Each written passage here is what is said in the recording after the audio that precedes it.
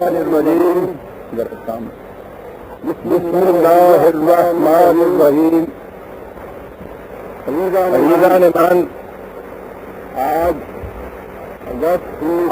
کی 17 تاریخ ہے، اگست 1969 کی 10 تاریخ ہے. آغاز سورہ بقرہ کی اور درس قرآن کریم کا آغاز سورہ بقرہ کی آیت 261 سے ہوتا ہے. کلام یوں چلا آ رہا ہے 261 کہ حضرت ابراہیم علیہ السلام نے آپ کا آیت میں یہ عظیم حقیقت سامنے آئی تھی، اس طریق سے ملا کرتی ہے.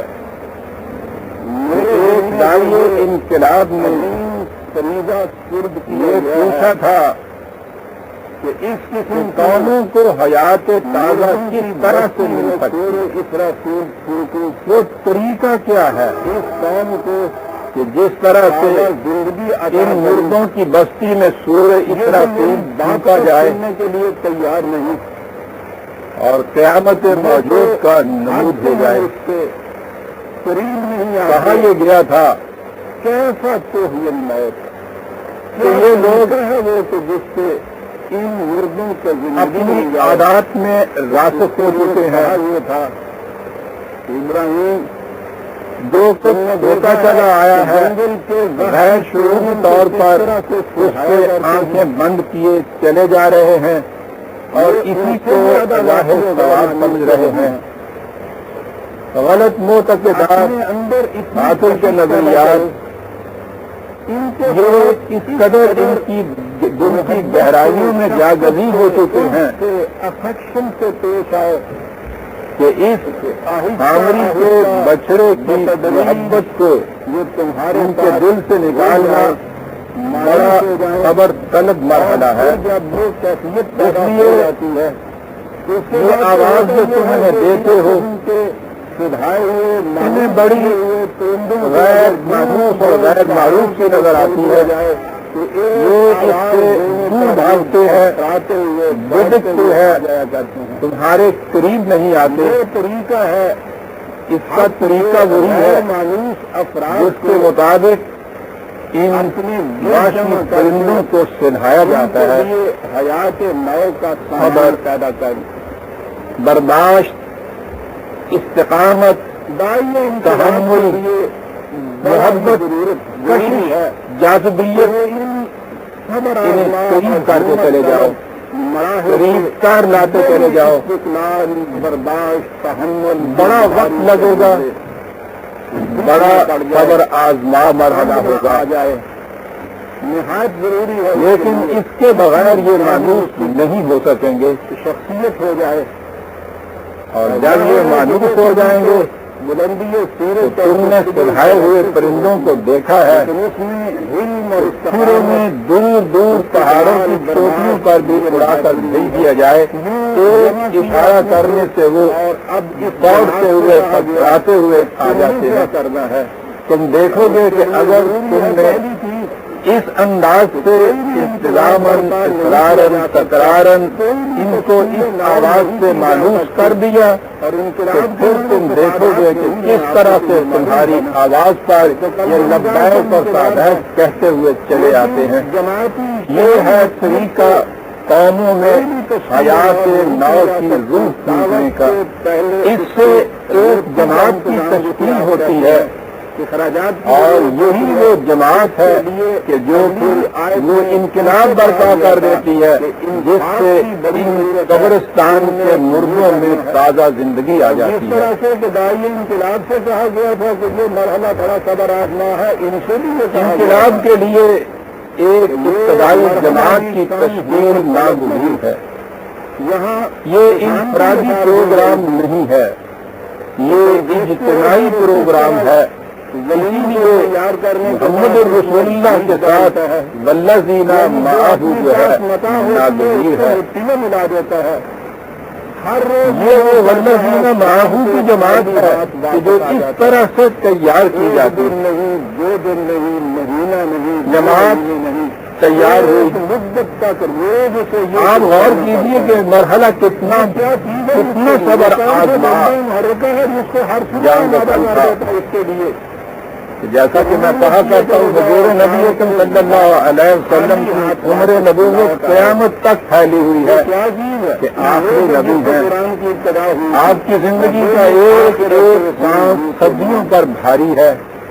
23 سالہ ان کا حیات نبوت ہے. اس میں سے 13 سال کی زندگی 50% سے بھی زیادہ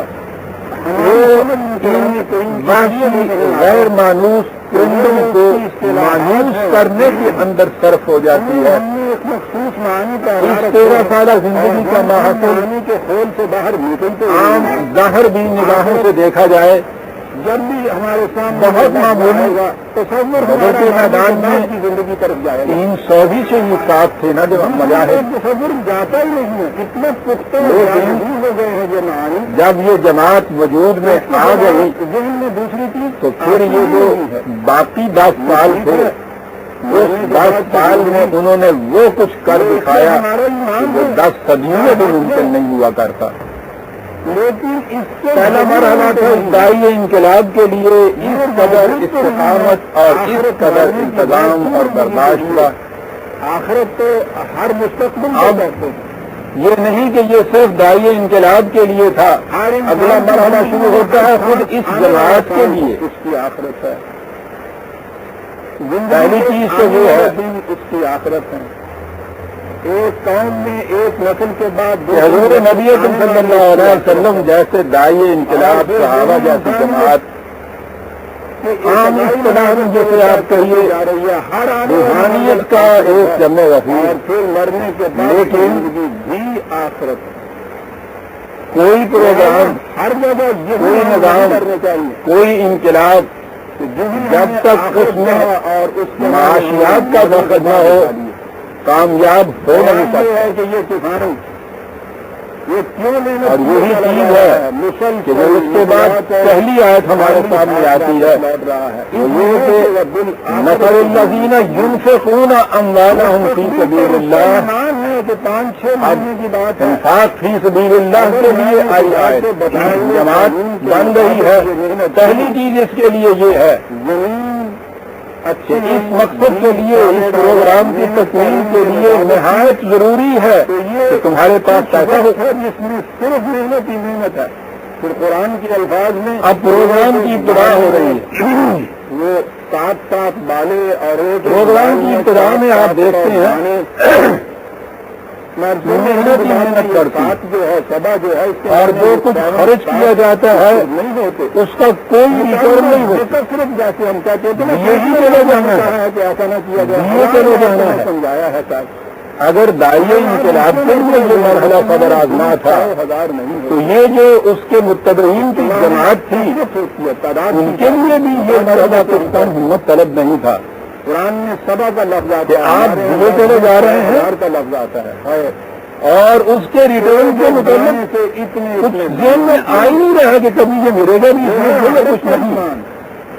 بڑا ہمت پر مرحلہ ہے یہ. اب جیسا میں نے یہی بولے ہے کسان کے لیے تو آج یہ پہلی آیت میں جو بات کہی گئی دیکھتا چلا آ رہا ہے کہ وہ وہی مثال ہے کہ جو قرآن کریم اس نظام کے لیے عام طور پہ پیش کرتا ہے. کھیتی کی مثال کسان کی مثال یہاں وہی مثال دی گئی ہے. جو لوگ نہ دیکھا ہو اپنے مال کو کھلے رکھتے ہیں کہا جائے اللہ کی راہ میں یہ کرو اور اب تو آپ نے سمجھ لیا کہ اللہ کی راہ کیا ہوتی ہے. اس قسم کا انقلاب لانا جس میں انسانیت اپنی ارتقائی منازل طے کرتی آگے بڑھتی چلی جائے یہ اللہ کی راہ ہے. جو لوگ اپنا مال اس مقصد عظیمہ کے لیے کھلا رکھتے ہیں ان کی مثال کہا کھیتی میں بوئے جانے والا ایک دانہ جس میں سے ایک میں سے 7 دالیں نکلتی ہیں اور ہر خوشے میں 100 دانے ہوتے ہیں. اب یہ دیکھیے کہ اس ایک مثال میں وہ جو داعی انقلاب سے کہا گیا تھا وہی کچھ ان متبعین سے یہاں کہہ دیا۔ کسان کی زندگی آپ دیکھیے، یہ تو اب یہ چیز ہے نا کہ کسان کو پہلے دن سے یہ پہلے معلوم ہے کہ جو کچھ میں کرتا ہوں آخر الامر اس کا کتنا بڑا نتیجہ میرے سامنے آئے گا۔ لیکن آپ سوچئے کہ اس سے پہلے یہ چیز مشہور طور پر اپنے سامنے نہ دیکھی ہو، محض نظری طور پر سمجھائی گئی ہو،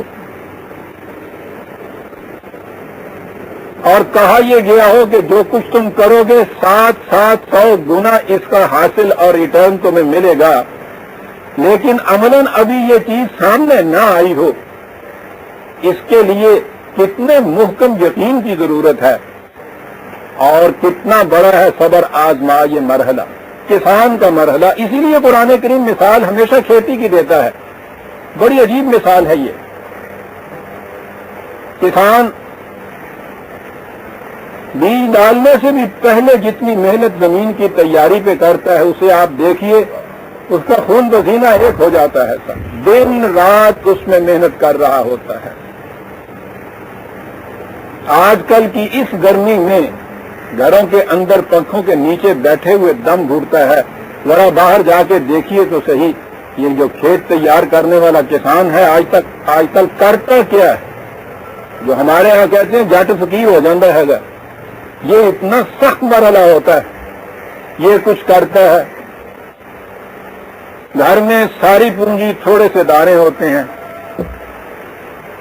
بچوں کے لیے روٹی نہیں ہے، لیکن وہ دانے ان سے وہ اٹھا کے لے جاتا ہے، چھین کے لے جاتا ہے، باہر جا کے مٹی میں ملا آتا ہے۔ میں پھر کہوں گا کہ آج تو یہ چیز ہمارے لیے کوئی وجہ حیرت نہیں نظر آتی کہ ہمیں معلوم ہے اس میں سے کیا ہوگا، پہلے دیکھا نہ ہو یہ کہ اس میں سے کیا ہوا کرتا ہے اور کیا ہوگا، اور وہ یہ مانتے چلے جائیں کہ ہاں صاحب یہ جو 4 دانے گھر میں رکھے ہیں انہیں بھی لے جا کے باہر مٹی میں ملاؤ۔ بڑے ہی یقین محکم کی ضرورت ہے۔ پھر مٹی میں ملا کے آ کے سو نہیں جاؤ، اور روز صبح جاؤ، درانتی، کھرپا، کچھ آلات کشاورزی، بیل، ان کے ساتھ اور محنت کی چیزیں، روز صبح جاؤ، سارا دن محنت کرتے چلے جاؤ، شام کو خالی ہاتھ گھر واپس آ جاؤ۔ 1 دن نہیں، 2 دن نہیں، مہینہ نہیں، 2 مہینے نہیں، کرتے چلے جاؤ، کرتے چلے جاؤ۔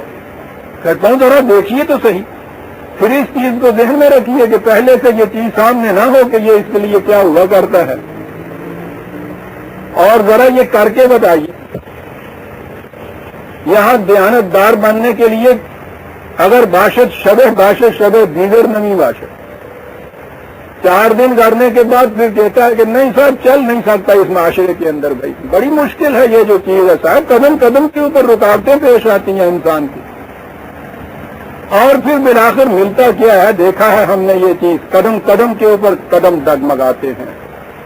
کسان کا قدم نہیں ڈگمگاتا، شام کو خالی ہاتھ آتا ہے، دوسری صبح پھر اسی طرح سے چلا جاتا ہے، اسی تندہی کے ساتھ، وہی مشقت، اس لیے کہ اس کا یقین ہے کہ ان الذین قالوا ربنا اللہ ثم استقاموا تتنزل علیہم الملائکہ، جنہوں نے کہہ دیا کہ الہ ایک ہی ہے اور وہ خدا ہے، اور پھر اس پر جم کر کھڑے ہو گئے استقامت سے، یہ ہیں وہ لوگ جن کے اوپر ملائکہ اترا کرتے ہیں۔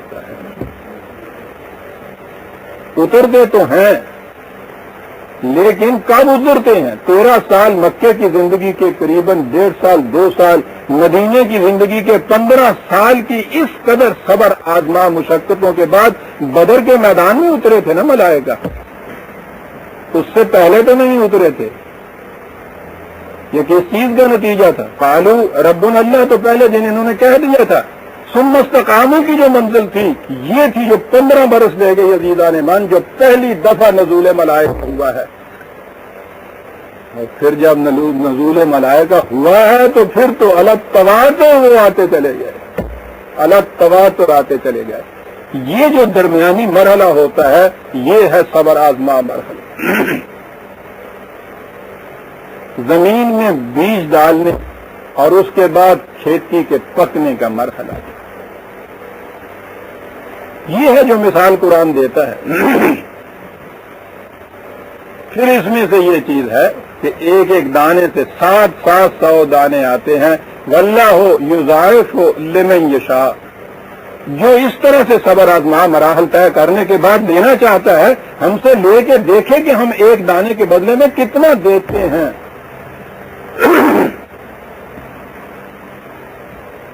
لیکن آپ دیکھتے ہیں کہ اس کے لیے کتنی صبر آزما مراحل میں سے گزرنا پڑتا ہے.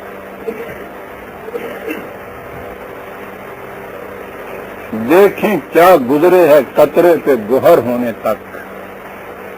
یہ قطرے کو گوہر ہونے تک کے لیے ہر موج کے اندر سب کام نہنگ اس کے لیے دام ہوتے ہیں غالب کے الفاظ میں. لیکن ملتا اسے ہی ہے کہ جو اس طرح سے اس پروگرام کو اختتام تک پہنچا دے. راستے میں جس مقام پہ بھی کہیں کوئی کسان تھک گیا اور اس نے یہ کہہ دیا تھک کے کہ جہنم میں جائے اس قسم کا پروگرام، 4 مہینے ہو گئے صبح سے جاتے شام کو مزدوری کر کے گھر آتے. اس سے تو اچھا ہے وہ مل مزدور جو ہے صبح جاتا ہے رات کو 3 روپے لے کے چلا آتا ہے. میں کس مصیبت میں پھنس گیا. ٹھیک ہے، جہاں اس نے حوصلہ توڑا ہمت ہاری وہیں پروگرام اس کا جو ہے مبدل بشکست ہو گیا. پھر آگے کچھ نہیں ہوگے گا. اگی ہوئی کھیتیاں ضائع ہو جاتی ہیں. آپ نے غور فرمایا عزیزان من، دونوں آیتوں میں ربط کتنا گہرا ہے. داعی انقلاب کے لیے ان غیر مانوس وحشی پرندوں کو سرہانا ہے بڑا صبر آزما مرحلہ ہے. یہ جو اس کے بعد جماعت مرتب ہوئی ہے اس جماعت کے اراکین کے لیے کسان کا صبر ان کو چاہیے. محنت ہی محنت کرتے چلے جائیں. اور کیا معلوم ہے کہ اس محنت کے دوران ان میں سے کتنے تھے جو اس دنیا سے ہی چلے گئے. بظاہر تو ان کے حصے میں کچھ بھی نہیں آیا، لیکن وہ جو قرآن نے کہا ہے کہ یہ جو خدا کی راہ میں جان دے کے جانے والے ہیں وہ جب اپنا خون بہا دیکھتے ہیں کہ جو بعد میں آنے والے ہیں ان کو مل رہا ہے تو اس سے وہ وہاں خوش ہوتے ہیں. اس لیے کہ وہ جو یہاں کر رہے تھے وہ بھی اپنے لیے کوئی خود غرضی کی چیز نہیں تھی. ایک مقصد عظیمہ سامنے تھا، اس مقصد کے حصول کے لیے یہ کچھ کر رہے تھے. اس کے بعد اگر کسی کو اس دوران میں طبی موت آ جاتی ہے تو کوئی بات نہیں ہے، اس کے بس کی بات نہیں ہے. جتنا کچھ بھی اس نے کیا ہے اس کا کنٹریبیوشن ہے اس کے لیے. وہ جو نظام پختگی تک پہنچے گا، کامیابی تک پہنچے گا، اس میں سے ان میں سے ہر ایک ایک سانس کی قیمت ہوگی، وزن ہوگا. اسی لیے قرآن نے کہا ہے کہ جو لوگ ہجرت کر کے آ جائیں وہ نہ بھی پہنچیں دارالہجرت کے اندر، راستے میں بھی ان کی موت اگر آ جائے تو خدا کے ہاں ان کا اجر ہوتا ہے. اس نے بھی کنٹریبیوٹ کیا ہے اس چیز کے لیے. پروگرام ہے یہ تو. گول کیپر گھنٹہ بھر تک گول کے اندر کھڑا رہتا ہے. کبھی ایسا بھی ہوتا ہے کہ ایک دفعہ بھی گیند اس تک نہیں آتا. ٹیم جب کامیاب ہوتی ہے تو برابر کا حصہ ملتا ہے اس کو. جو لوگ فی سبیل اللہ اس پروگرام کی تکمیل کے لیے مال اپنا کھلا رکھتے ہیں ان کی مثال کسان کی اس کھیتی کی طرح ہے کہ جس نے ایک دانہ زمین میں ڈالا 700 دانے بن کے آ گیا. واللہ یضاعف لمن یشاء. یوں اللہ بڑھا کر دیتا ہے اسے جو بڑھا کر لینا چاہتا ہے. اس لیے کہ اگر یہ وہ دانے اسی دن چکی میں پیس لیتا، روٹی پکا لیتا، ایک دانہ ایک ہی دانے کی قیمت میں واپس ملتا. وہ 2 دانے نہیں بن سکتے تھے. چکی میں پیس لینے والے نے نہیں چاہا کہ اس کو زیادہ ملے، اس کو زیادہ نہیں ملا. جس نے چاہا ہے زیادہ ملے وہ اس کے کھیت میں لے گیا ہے، لمن یشاء، جو زیادہ لینا چاہتا ہے اس کو زیادہ مل جائے گا۔ قرآن کریم کے بیشتر مقامات میں ایک چیز آتی ہے کہ یہ جو حسنات کار فرما ہوتے ہیں ان کو ان کی عام الفاظ میں ان کی نیکیوں کا بدلہ کہیں زیادہ ملتا ہے۔ ذہن میں یہ بات نہیں آتی کہ صاحب یہ زیادہ بدلہ کیوں؟ زیادہ کے معنی یہ ہوتے ہیں کہ ایک دانہ بونے سے وہ ایک ہی دانہ نہیں اگتا، اس میں سے پیدا نہیں ہوتا، 700 دانے پیدا ہوتے ہیں اس میں سے۔ لیکن اس کے ساتھ ہی قرآن نے یہ کہا ہے کہ ہم کسی پر ظلم نہیں کرتے، برائی کا بدلہ اتنا ہی ملتا ہے۔ یہ جو دانہ کسی نے بویا ہے اگر وہ ناقص تھا دانہ، آپ دیکھیں گے کہ وہ ایک ہی دانہ ضائع ہوتا ہے۔ یہ نہیں ہوتا کہ اس کے گھر میں جو سیر بھر گیہوں رکھا ہے وہ بھی ساتھ ہی ضائع ہو جائے۔ کیسا عجیب ہے یہ عدل! بے شمار مقامات پہ یہ چیز آئی ہے قرآن کی کہ برائی کا بدلہ اتنا ہی ہوتا ہے جتنی وہ برائی ہوتی ہے۔ یہ حسنات ہیں کہ جس کا بدلہ اتنا زیادہ ملتا ہے۔ 28/84، 28/84۔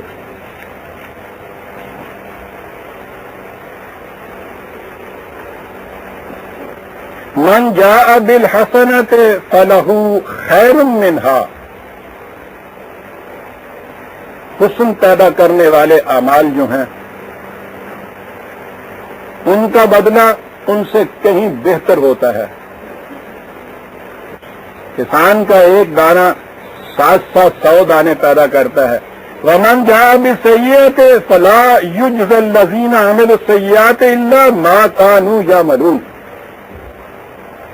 اور یہ جو برائی ہے اس کی سزا، اس کی پاداش، اس کا نتیجہ وہ اسی کی مثل ہوتا ہے جو کچھ وہ کرتے ہیں۔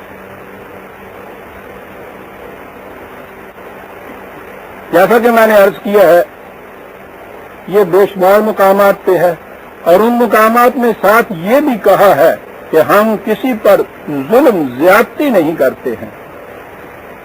جیسا میں نے عرض کیا ہے یہ زیادتی ہو جاتی کہ اگر ایک ناقص دانہ ڈالنے سے یا اس پہ پروگرام کے مطابق جتنی محنت ہونی ہے وہ نہ کی جاتی، یہ ہے نا جس کو آپ برائی کہتے ہیں، اس پروگرام کے مطابق کام نہ کرنا۔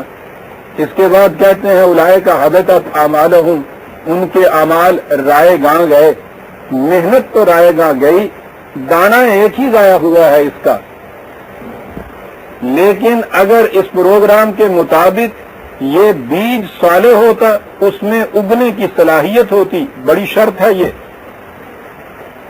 زمین ایسی ہوتی جس میں کھیتی پیدا کرنے کی صلاحیت ہوتی، اس پہ جو یہ محنت کرتا قانون زراعت کے مطابق کرتا، پھر ایک ایک دانے کے 100 دانے ملتے اس کو۔ واللہ یضاعف لمن یشاء واللہ واسع علیم۔ دیکھیے یہ واسع کہاں آیا ہے، کتنی وسعتیں ہیں اس کے اندر کہ ایک دانہ 700 دانے بن کے آپ کے گھر میں لوٹتا ہے۔ اور یہ چیزیں جو ہیں یوں ہی ہنگامی طور پہ نہیں ہو گئی کہ صاحب کبھی ہو گیا ہے کبھی نہیں ہوا ہے، عالم نہیں یہاں ہے، علیم ہے جو کہا ہوا ہے، کہ یہ مسلسل اس کے علم کے مطابق یہ سب ہوتا ہوا چلا جا رہا ہے۔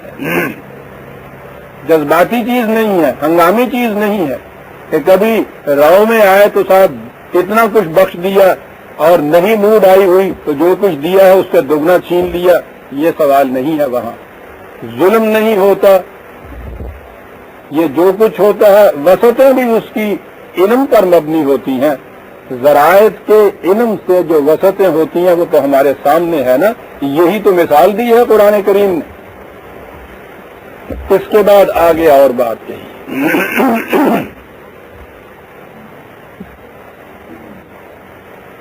قرآن کریم کے معاشی نظام کو جب ہم دیکھتے ہیں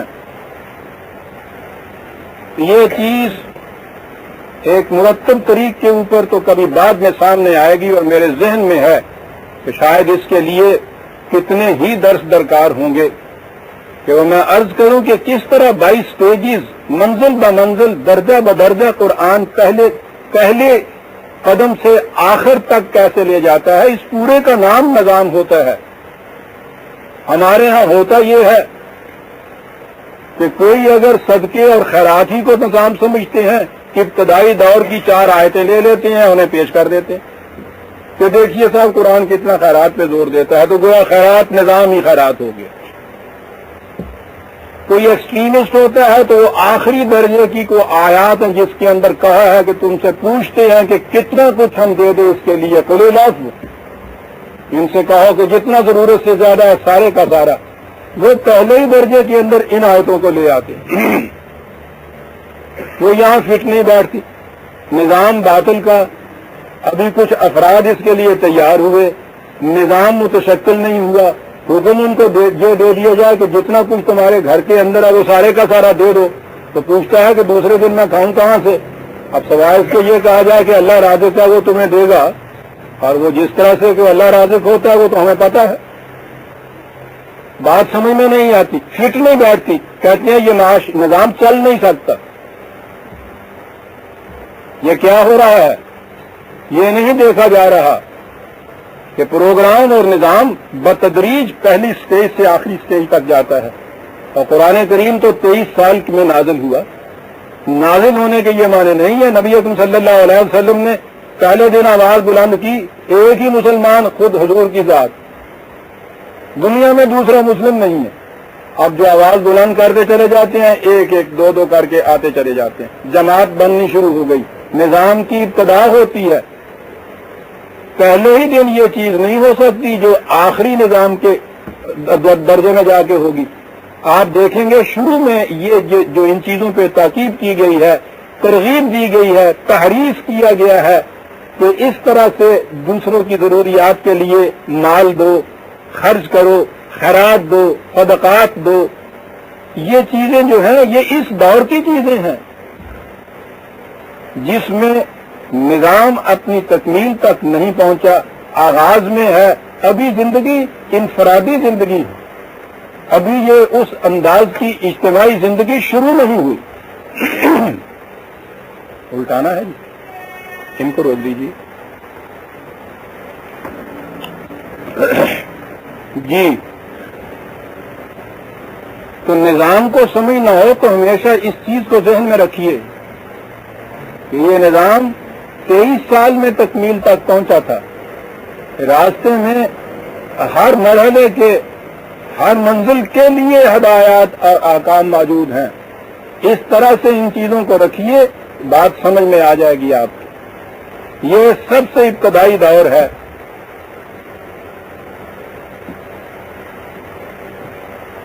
اب یہاں ترغیب و تحریض سے یہ چیز ہو رہی ہے، انفرادی طور پہ ضرورتیں پوری کی جا رہی ہیں،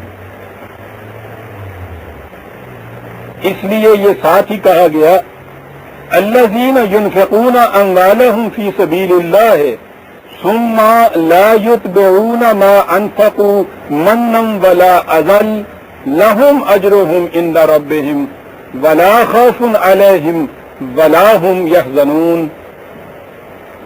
وہ لوگ جو دوسروں کی ضروریات پورا کرنے کے لیے دیتے ہیں کچھ، اور پھر اس کے بعد ان کی کیفیت یہ ہے کہ ان کے سر پر احسان نہیں دھرتے، مصیبت نہیں ان کے لیے بن جاتے پھر۔ یہ ہیں وہ لوگ کہ جن کا اجر ان کے خدا سے ملے گا، اور اجر یہ ہوگا کہ انجام کار ایک ایسا معاشرہ متشکل ہو جائے گا کہ جس میں کسی قسم کا کسی کو نہ خوف ہوگا نہ حزن ہوگا۔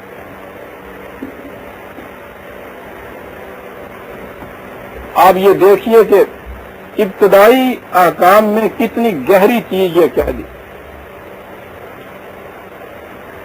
خیرات کا تصور جیسا کہ میں نے عرض کیا ہے، ہنگامی ضرورت اور شے ہے، بطور نظام حیات اگر آپ اسے دیتے ہیں، اس سے زیادہ باعث تذلیل انسانیت کچھ اور ہو سکتا ہے؟ کسی شخص کو آپ بطور خیرات کے کچھ دیں، اور خیرات کے اوپر زندگی بسر کرنے والے جو ہیں ذرا ان کو دیکھیے تو صحیح، کہیں کوئی انسانیت کی رمق آپ کو نظر آتی ہے؟ کچلے جاتے ہیں وہ بیچارے، شرف انسانیت سے محروم ہوتے ہیں، وہ نگاہ نہیں ان کے اوپر اٹھ سکتی، یہ کیفیت ہو جاتی ہے، یہ کوئی نظام زندگی نہیں ہو سکتا۔ انفرادی طور پر ابتدائی دنوں میں اس کی ضرورت پڑی ہے، آپ دیکھیے اس کے ساتھ یہ چیز کہہ دی کہ دیتے ہیں، تو اس کے بعد لفظ یہاں آیا ہے لا یتبعون ما انفقوا منا ولا اذى۔ من مانے تو اس کے جسے ہم احسان کہتے ہیں وہ ہے، لیکن یہ وہی لفظ ہے مان جڑا ہوں چالیاں سیرا میں کہ اسے پاؤ بھر آٹا دیا، من بھر کی سیل اس کے سر پہ رکھ دی، مرا، پھر دیا ایک من اور رکھ دی۔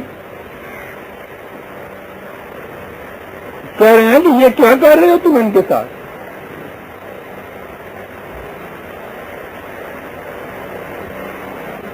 اس کے متعلق ابھی میں عرض کرتا ہوں، کہا اس سے تو بہتر ہے قول معروف و مغفرۃ خیر من صدقۃ یتبعها اذى۔ یہ دے کے یہ کچھ کرنا اس سے تو بہتر تھا تو تم کیا دیتے کہ بابا معاف کرو، اور اس طرح سے اس کو اس تکلیف سے تو محفوظ رکھتے۔ یہ جو عذاب اس کے لیے بن گئے، ایک وقت کی روٹی تھی، عمر بھر کا غلام بنایا۔ وہ جو کئی بار بات آ چکی ہے اور کئی بار آنی چاہیے، اصل یہ ہے کہ چونکہ ہمارے ہاں نظام ہے نہیں، ہم جانتے نہیں نظام کے اندر کی زندگی ہوتی کیا ہے، انفرادی زندگی ہے۔ خیرات کو ہمارے ہاں اتنا بڑا چڑھا کے نیک کام بتایا گیا ہے، کوئی اس سے زیادہ تصور ہی ہمارے ذہن میں نہیں آتا۔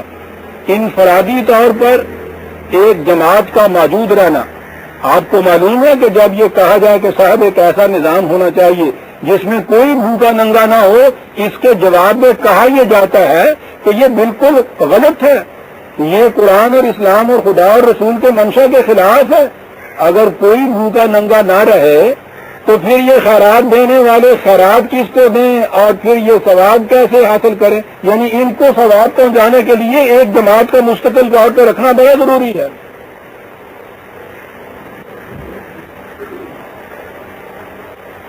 اگر چور نہ رہیں تو شاید وہ تھانہ نہ رہے۔ 20 آدمی ملازم ہیں، روٹی کھاتے ہیں، حکومت کرتے ہیں کہ عجیب انتظامات کر رہے ہیں کہ صاحب یہاں کوئی جرائم پیشہ ہی نہ ہو۔ یعنی ان کی موجودگی کے لیے ضروری ہے کہ آپ کے یہاں جرائم پیشہ رہیں۔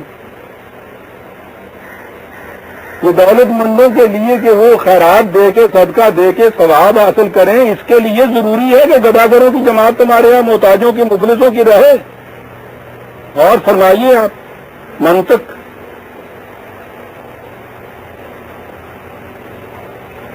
کہا یہ ابتدائی ایام کی چیز ہے، یہ انفرادی طور پہ ابھی یہ ہو رہا ہے۔ میں عرض کروں گا کہ جب یہ نظام آگے آ جائے گا تو کوئی فرد کسی دوسرے فرد سے لے کے کچھ نہیں کھائے گا، سوال ہی نہیں ہوگا۔ وہاں تو آپ کے ہاں کا نظام جسے آج کی اصطلاح میں مملکت یا اسٹیٹ کہتے ہیں، وہ اپنے بڑے دروازے پہ لکھ کے لگا دے گا کہ نحن نرزقکم وإیاہم، ہم تمہارے اور تمہارے بچوں کے رزق کے ذمہ دار ہیں۔ اور آپ کو پتا ہے کہ جو چیز نظام کی طرف سے ہوتی ہے پھر اس میں تو کسی فرد کا احسان نہیں ہوتا، لیکن یہ چیز پہلے دن سے ان کے ذہن میں ڈالی جا رہی ہے کہ اگرچہ نظام قائم نہیں، بات انفرادی ہے، لیکن اس میں یاد رکھیے اگر ذرا سا جذبہ تمہارے دل میں یہ آ گیا کہ ہم نے یہ کر کے کسی کے سر پہ احسان بھرا ہے، باطل ہو جائے گا تمہارا سب کچھ دیا دلایا۔ اس سے اچھا ہے کہ تم کہہ دو کہ نہیں بابا معاف کرو۔ کیا بات ہے، وہ تو صرف طبعی تکلیف ہے، اس کی بھوک کی تکلیف ہے، اسے تو برداشت کر لینا آسان ہے. یہ جو تم اس کی انسانیت کو کچل رہے ہو، یہ اس کے لیے بہت بڑا عذاب ہے. مغفرتن، اسے اس عذاب سے بچا لو. کیا بات یہاں مغفرتن کی کہی ہے قرآن.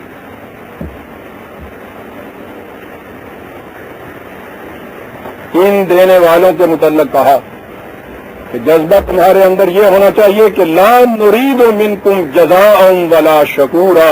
76/9 76/9 لا نرید منکم جزاء ولا شکورا. کتنی بڑی بلندیوں پہ پہنچا رہا ہے، ابتدائی دور میں یہاں تک پہنچا رہا ہے قرآن کہ ہم تم سے اس کا معاوضہ تو ایک طرف، ہم شکریہ تک کے بھی متمنی نہیں ہے.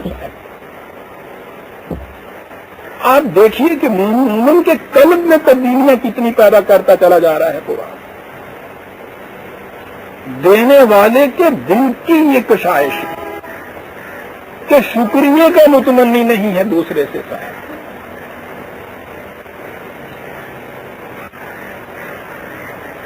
کیوں متمنی نہیں ہے؟ قرآن یہ نہیں کرتا ہے کہ حکم دیتا ہے کہ صاحب دیکھو تمہارے دل میں شکریہ کا خیال تک نہ آئے. حکمن تو یہ تبدیلی پیدا نہیں ہوا کرتی.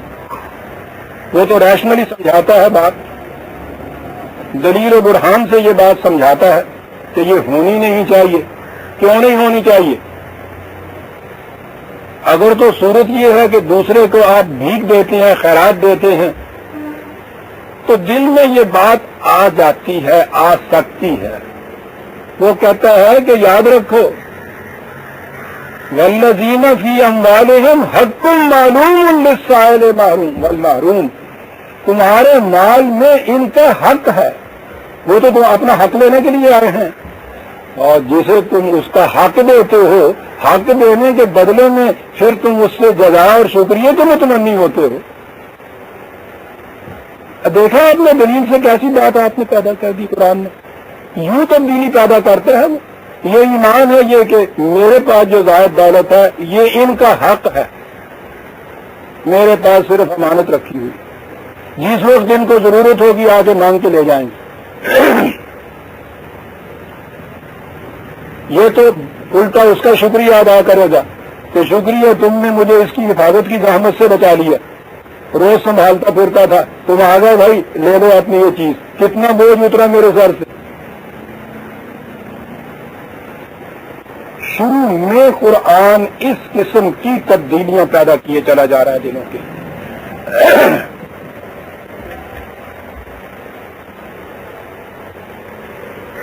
70/24 70/24 ریفرنس پوچھا تھا انہوں نے.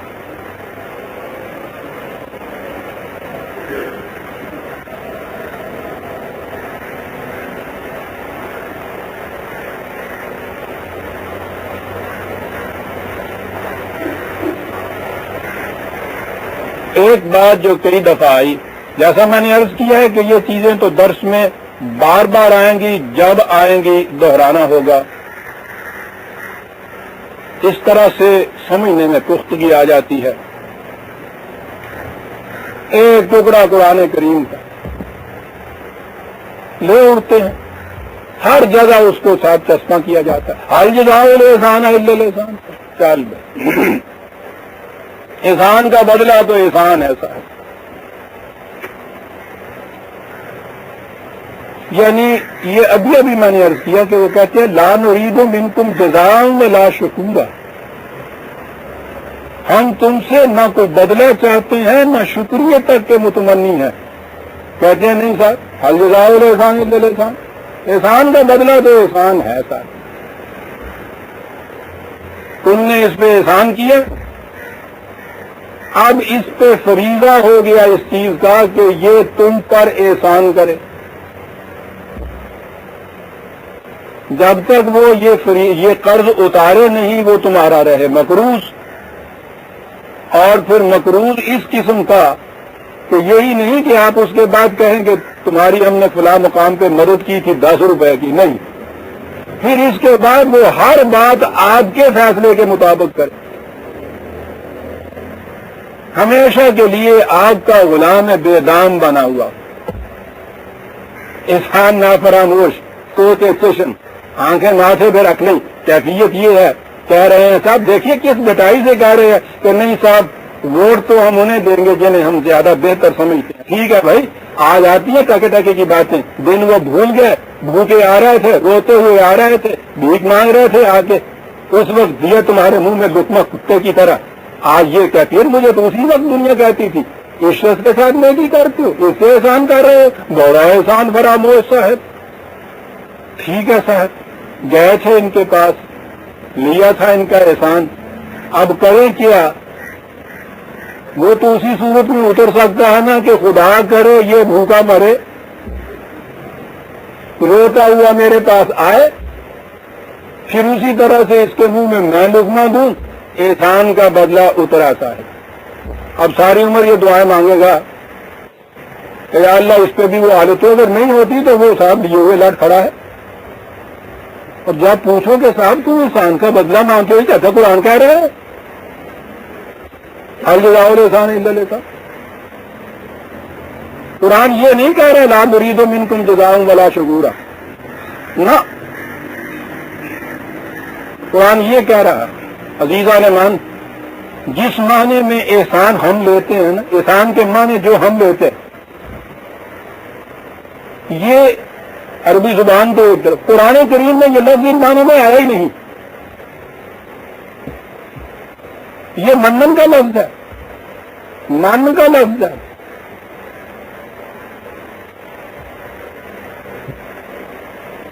تو مصیبت یہ ہے نا کہ وہ عربی زبان کا قرآن ہم اردو میں اس کو سمجھتے جن معانی میں اس کے الفاظ ہمارے ہاں استعمال ہوتے ہیں تو وہی معنی ہم قرآن کو پہنا دیتے ہیں. احسان کا مطلب احسان کے سوا کچھ ہے ہی نہیں صاحب. اب احسان کرنا ہوگا انتظار کرتے رہو ساری عمر.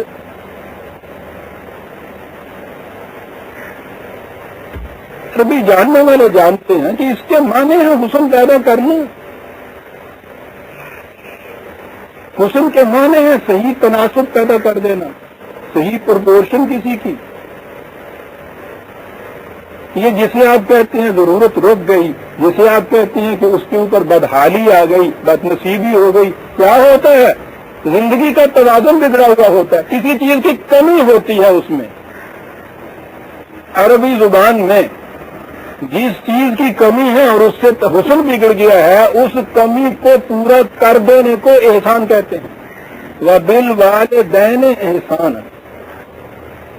اگر احسان کے یہی معنی ہو تو پھر تو لاد دیا نا آپ نے ماں باپ کو احسان کے نیچے مرے صاحب. وہ تو کیا ہے یہ معنی احسان کے؟ کہا یہ ہے کہ کما ہوا ربیانی صغیرن. تم بچپن میں اس قابل نہیں تھے کہ اپنے لیے آپ انتظام کچھ کھانے پینے کا کر دیتے. انہوں نے یہ کیا تھا تمہاری اس کمی کو پورا کر دیا تھا. بڑھاپے میں ان میں اب اتنی طاقت نہیں رہی ہے کہ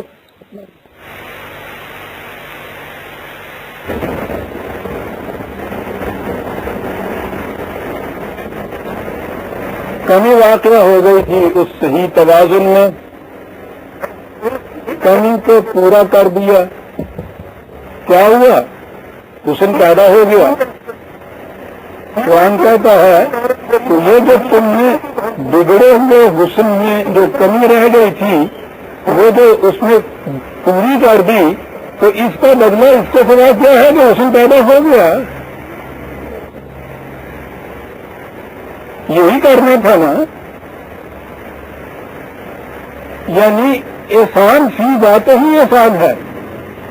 قرآن کے ان الفاظ پہ ہم غور نہیں کرتے. اس نے یہ کہا ہوا ہے جزا جسے آپ کہتے ہیں جزاء ما کانوا یعملون. جو تم عمل کرتے ہو وہ خود اس عمل کی جزا ہوتا ہے. اس کے اندر اس کی جزا ہوتی ہے کہیں باہر سے نہیں کوئی چیز آتی. ایک چیز تو یہ ہوتی ہے نا کہ مزدور ہم نے لگایا اس نے ہمارا کوئی کام کیا شام کو ہم نے اس کو 3 روپے دیے. یہ جو اس نے کام کیا ہے یہ اس کام کا میں اس کا کوئی انٹرسٹ نہیں. نہ اسے پتا میں یہ کیوں کر رہا ہوں کیوں یہاں سے یہ کھدا رہے ہیں کیوں یہ یہاں لگوا رہے ہیں. اس سے کوئی اس سے واسطہ نہیں ہے. وہ جو کچھ کر رہا ہے اس کی ریٹرن تو ہمیں ملنی ہے. مکان ہمارا بن رہا ہے اس نے جو کچھ کیا ہے اس کا بدلہ اس کو جس چیز میں دیا جا رہا ہے وہ اس کام میں نہیں ہے جو ہم نے مقرر کیا تھا وہ دیتے ہیں. جزائن بما کانوا یعملون، اس کا بدلہ جو تم کرتے، جزائن ما کانوا یعملون، جو کرتے ہو تم وہی اس کا بدلہ ہوتا ہے. صبح کے وقت تم سیر کر کے آتے ہو، سیر کر کے آنے کے بعد آپ گھر میں یہ کہتے ہیں اپنے والد سے یا بیوی سے یا کسی سے کہ شکر جانی،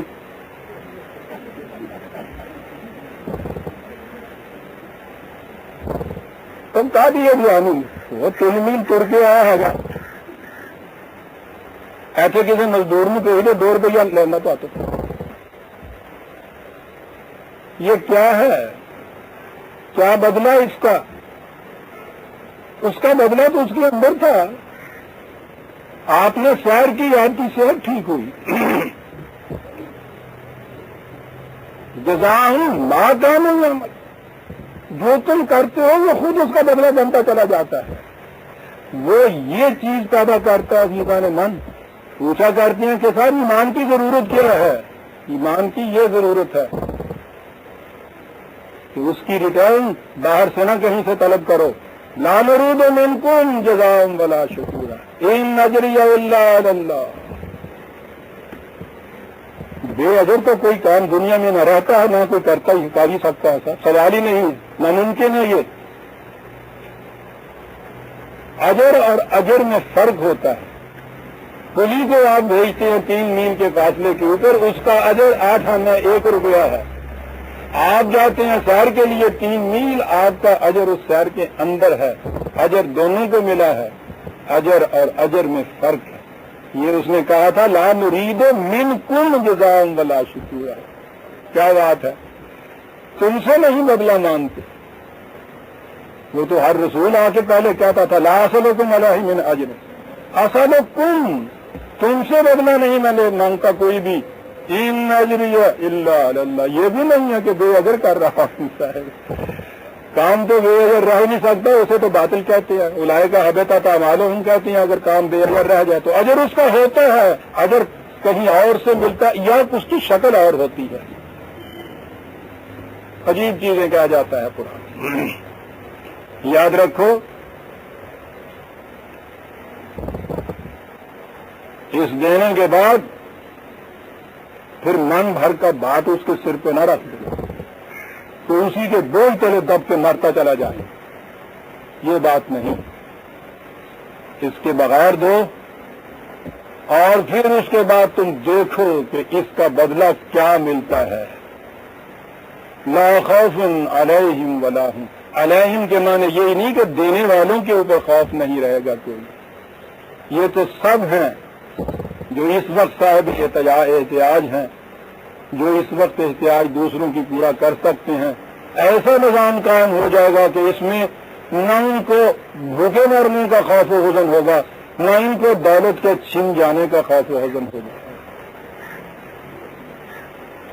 اگلی چیز ایک اور کہی، اس سے بھی اہم، اس سے بدلہ نہیں مانگ رہا.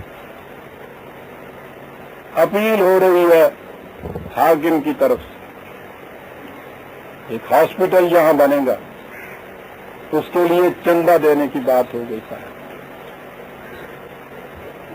دیتے ہیں، ہسپتال بھی بن جاتا ہے. دینے والوں کا جذبہ آپ نے دیکھا کیا ہوتا ہے.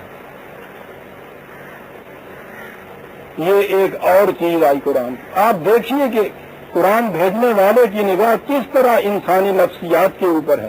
میں نے